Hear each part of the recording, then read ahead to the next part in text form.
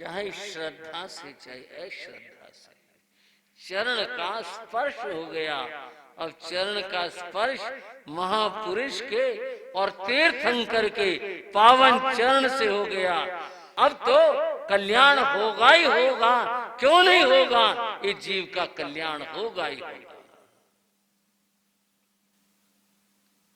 उसने अपना सर ऊपर को उठाया, उसका ख्याल था ये ढेर हो जाएगा, गिर पड़ेगा। महावीर अभी भी खड़े। महावीर ने अपना सुकोमल हस्त उसकी ओर आशीर्वाद मुद्रा में किया और फिर कहा, संबुद्ध है कोसिया, संबुद्ध है कोसिया, संबुद्ध है कोसिया। 3 बार कहा। कौशिक नागराज, बोधि को प्राप्त करो,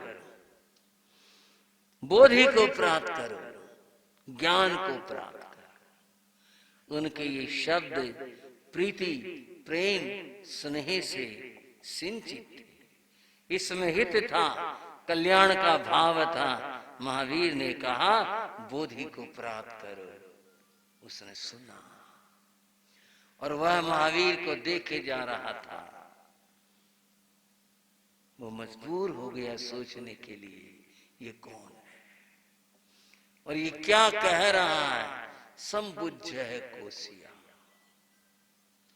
बंधुओं, महावीर के चरण स्पर्श से, उनके दर्शन से, उन्होंने क्या कहा, इस सोचने से उसके भीतर प्रक्रिया हुई और वह सोच में चला गया, ये कौन है, ये कौन है।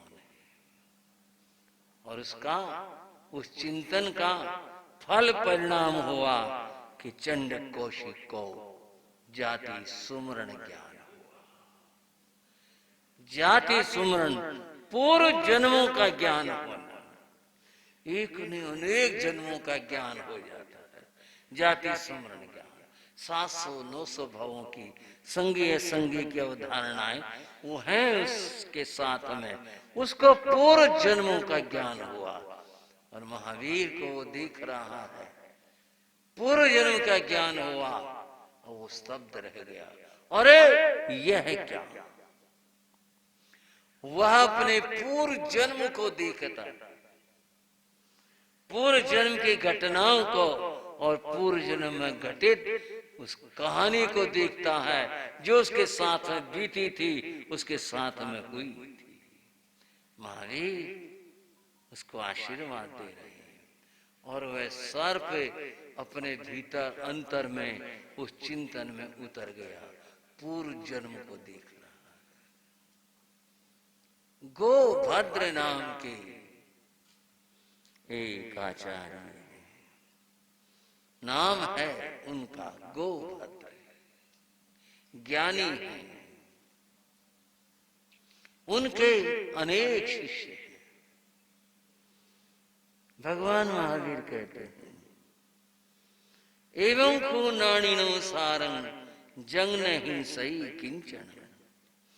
ज्ञानी होने का सार यह है, किसी भी प्राणी की हिंसा न करे। और हिंसा का एक नाम क्रोध होता है। बंधुओं, शास्त्र में बताया गया, जहां हिंसा का जिक्र आता है वहां पर बताया हिंसा का एक नाम क्रोध है। जो ज्ञानी है वो क्रोधी नहीं होता। गोभद्र मुनि ज्ञानी थे, लेकिन वे अपने क्रोध को जीत नहीं पाए थे। और क्रोध को जीत न पाने के कारण से जो उनकी आत्मोन्नति होनी चाहिए वो नहीं हो पा रही थी। एक दिन की बात, गोभद्र मुनि विहार किए जा रहे थे। उनके पीछे उनका एक शिष्य था, वह चला रहा था। कुछ गोभद्र मुनि का उपयोग अस्थिर हो गया, ध्यान कहीं और चला गया। और वहां जो रेतीला रास्ता था उसमें कोई एक छोटी मेंढकी थी, वह उनके पांव के नीचे आ गई। भारी भरकम मनुष्य देह और वह नन्ही सी मेंढकी पांव के नीचे आ गई, मर गई। यह पीछे आ रहे शिष्य ने देखा, गुरु के पांव के नीचे मेंढकी आ गई और वो मर गई। शिष्य ने कहा, गुरुदेव गुरुदेव। हाँ, क्या बात है? गुरुदेव आलोचना कर ली। किस बात की? आपके पांव के नीचे जीव की विराधना हो गई। मेरे पांव के नीचे? कहां? गुरुदेव, ये मेंढकी मर गई। अगर कोई पाप हो जाता है, चाहे वो हिंसा रूप में है, चाहे असत्य के रूप में है, 18 पापों में से कोई भी पाप हो जाता है, पाप होने के बाद में पता चल जाता है और वह उसके लिए पश्चाताप करे, आलोचना करे, प्रायश्चित करे, तो उसके निर्जरा होती है। और यदि वह उसे स्वीकार ही न करे तो फिर जानने में भी आ जाए तो वो तो वज्र जैसा हो जाता है। मेरे पूज्य बाबा गुरुदेव योगी राज श्री राम जी लाल जी महाराज पंजाब के कस्बा मूनक नगर में विराजमान थे। मैं तो वैरागी था, उनके पास ही था। कथा हो चुकी थी, लगभग अंदाजा 11 का आसपास का समय था। एक बड़ी उम्र की बहन माता जी आई और वो रोए रोए जा रही थी। गुरु महाराज को आंखों से वंदना करी, वो रो रही थी। गुरु महाराज ने नाम लिया, बहन क्या बात है, रो क्यों रही है? मैं पापी हूं। क्या बात होगी? आप ऐसा करें, मैं बड़ी पापी हूं, मैं तो पाप हो गया, मनु बचाओ तुसी। क्या बात हुई? वो बोली, महाराज मैंने ध्यान नहीं दिया, किवाड़ बंद किया था, उस किवाड़ के कब्जे में आके छिपकली मर गई। तब से मुझे बहुत दुख, बेचारी मर गई, कुचली गई, वह मर गई और वो रोई जा रही थी। गुरु महाराज ने देखा, इतना पश्चाताप, जीव विराधना हुई, पाप तो हुआ, पंचेंद्रिय प्राणी है, छिपकली, हिंसा हुई और बड़ी हिंसा हुई, लेकिन इतना पश्चाताप उसको, मैं पापी, और वो रोई जा रही थी। बहन ने कहा, गुरु महाराज ने कहा, बहन देखो तुम्हारा पश्चाताप ठीक है, तुम इसके लिए प्रायश्चित, हाँ मैंने प्रायश्चित, जो भी आंदा हूं मैंने वो प्रायश्चित दे दो। गुरु महाराज ने कहा, पचोले का दंड आएगा। बोले मेरे से एक साथ नहीं होगा। गुरु महाराज एक एक व्रत करके बोले, हाँ मैं कर दूंगा। और उसने बड़े प्रसन्नता से पचोले का दंड लिया, यानी एक एक करके पूरा भर्ती करने का दंड लिया। गुरु महाराज ने उसे धैर्य दिया, आश्वासन दिया और फिर वो घर लौटे। बंधुओं, विराधना हो जाती है, पाप हो जाता है, पर उसके लिए अगर पश्चाताप मन में है तो हम यही कहते हैं कि पाप धुल जाता है। और अगर पाप होने के बाद में व्यक्ति पश्चाताप न करे, पता लगने के बाद भी न करे और ढीठ हो जाए, क्या हो गया,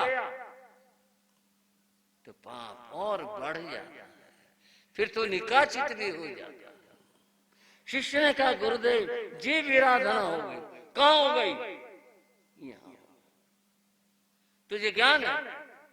अरे पहले मरी पड़ी होगी तो। गुरुदेव आपके पांव के नीचे आई, तो यही देखता रहता है, छिद्री देखता रहता है, क्या हुआ कैसे हुआ। अरे पहले मरी होगी, मैं ध्यान से चल रहा था। शिष्य चुप हो गया। गुरु को गुस्सा आ रहा,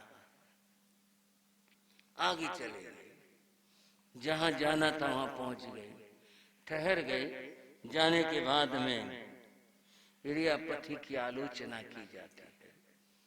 शिष्य ने हाथ जोड़ के, गुरुदेव मार्ग में घटित घटना की आलोचना कर। चल चल बैठ जा वहां, हर वक्त तेरे को यही दिखाई देता रहता है। आलोचना नहीं की। रात्रि हुई, प्रतिक्रमण वेला हुई।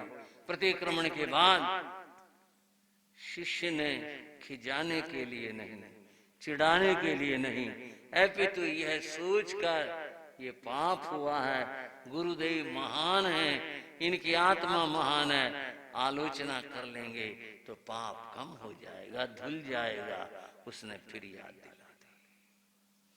इस बार तो इतना क्रोध आया गुरु को, उनके पास में डंडा था, उन्होंने डंडा उठाया, ले पहली आलोचना तेरी करता हूं, उठाया और मारने के लिए दौड़े।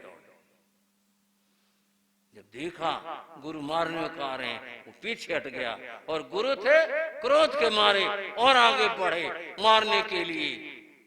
अंधेरा था, मार्ग में शिष्य के गुरु के बीच में एक खंबा आ गया, और वो इतनी त्वरा से लपके कि उनका माथा बड़ी जोर से खंबे को टकरा गया।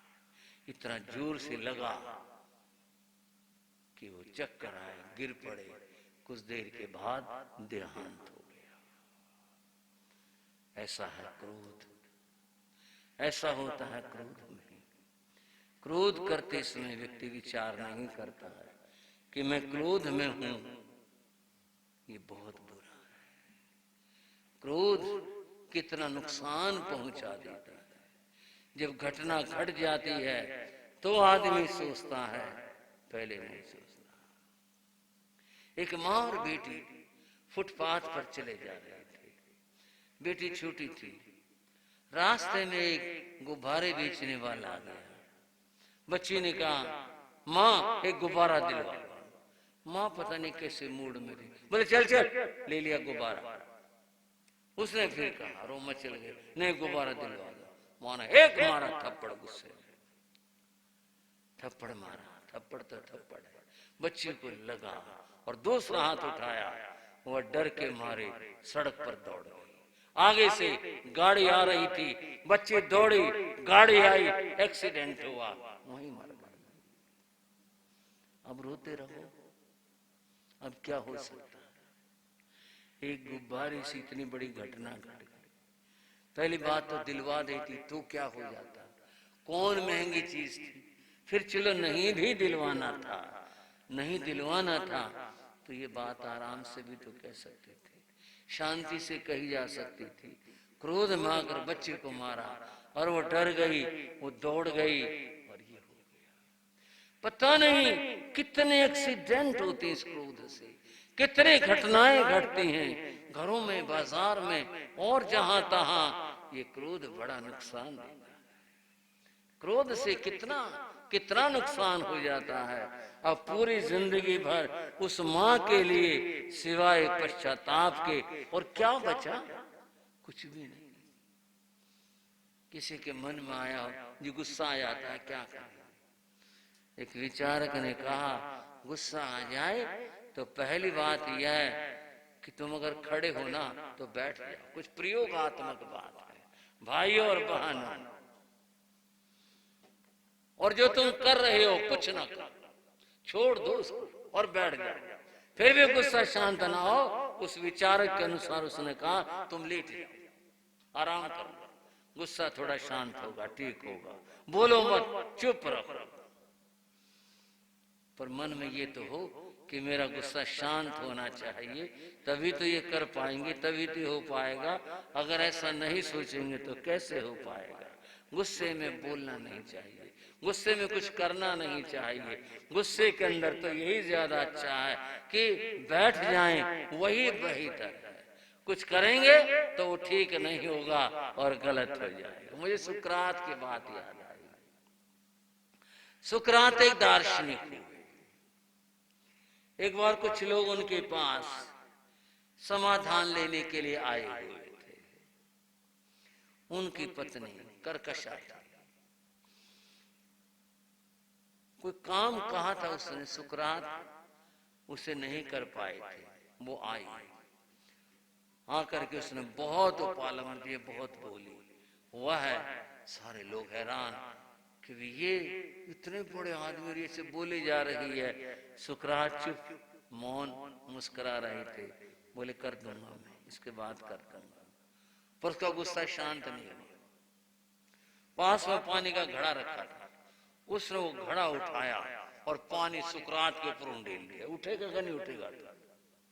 और हंसकर बोले, बादल पहले गरजते हैं और बाद में। ऐसी घटना नहीं होनी चाहिए। ऐसा बरसना किसी काम का नहीं है, ऐसा गरजना भी किसी काम का नहीं है।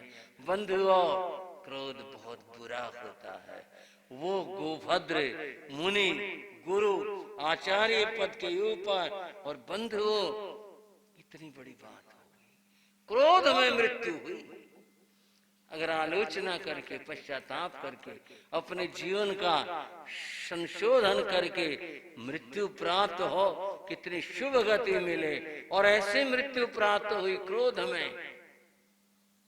पूरे जीवन संयम पाना था, देव गति मिली। पर अग्नि कुमार देवों में पैदा हुए। कहां पैदा हुए? अग्नि कुमार देव, जो बहुत क्रोधी होते हैं, उनका तो नाम ही अग्नि कुमार देव। वहां जाकर जन्म हुआ, और जितने वो देव पर्याय रही, वो क्रोध वाले काम ही होते रहे। वहां का भाव पूरा हुआ तो मनुष्य भाव में आया। जहां जन्मे, जिस परिवार में जन्मे, ये सब चंड कौशिक अब अपने उस ज्ञान में, जाति सुवर्ण ज्ञान में, अपने पूर्व भवों को देख रहा है। यहां जन्म हुआ, बालक बालक था पर क्रोधी था। किसी को भी नोच लेता, किसी को भी कुछ कर लेता।